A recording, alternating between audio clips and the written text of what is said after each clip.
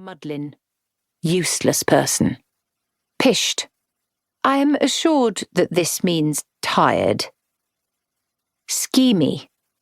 An unpleasant person. Scuggan. A really unpleasant person. Scunner. A generally unpleasant person. Ships. Woolly things that eat grass and go bar. Easily confused with the other kind. Spavey. See Muddlin. Special sheep liniment. Probably moonshine whiskey. I'm very sorry to say. No one knows what it'd do to sheep, but it is said that a drop of it is good for shepherds on a cold winter's night and for feagles at any time at all. Do not try to make this at home. Spog. A leather pouch worn on the front of his belt where a feagle keeps his valuables and uneaten food, interesting insects, useful bits of twig, lucky dirt, and so on. It is not a good idea to fish around in a spog. Steamy. Only found in the big feagle mounds in the mountains where there's enough water to allow regular bathing. It's a kind of sauna. Feagles on the chalk tend to rely on the fact that you can only get so much dirt on you before it starts to fall off of its own accord. Whaley. A general cry of despair.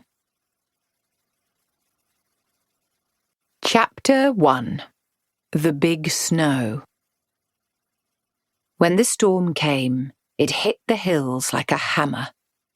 No sky should hold as much snow as this, and because no sky could, the snow fell. Fell in a wall of white. There was a small hill of snow where there had been a few hours ago a little cluster of thorn trees on an ancient mound. This time last year there had been a few early primroses. Now there was just snow.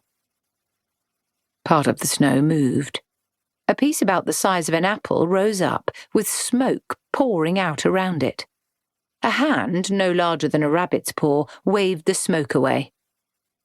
A very small but very angry blue face with a lump of snow still balanced on top of it looked out at the sudden white wilderness. "Ugh, Crivens," it grumbled. "will you not look at this? 'Tis the work of the Wintersmith. Now there's a scunner that will nae tak no for an answer." Other lumps of snow were pushed up. More heads peered out. "Oh, Willie, Willie, Willie," said one of them. "He's found the big wee hag again."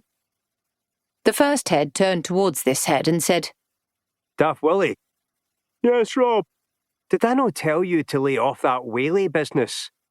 "Aye, Rob, you did that," said the head addressed as Daft Wally. "So why did you just do it?" "Sorry, Rob. I kind of bursted out." "It's so dispiriting." "Sorry, Rob."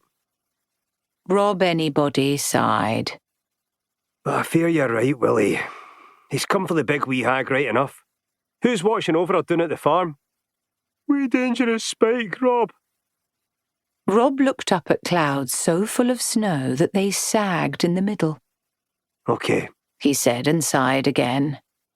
"It's time for the hero."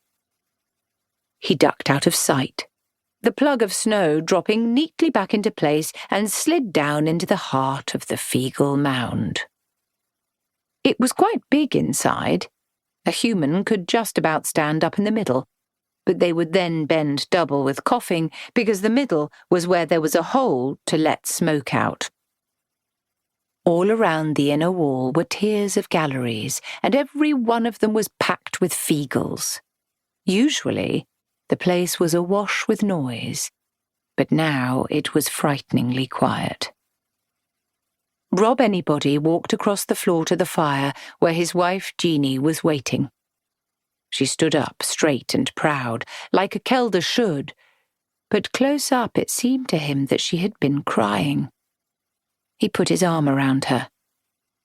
"All right, you probably ken what's happening," he told the blue and red audience looking down on him. "This is nae common storm. The Wintersmith has found the big wee hag. Now then, settle down." He waited until the shouting and sword rattling had died down, then went on.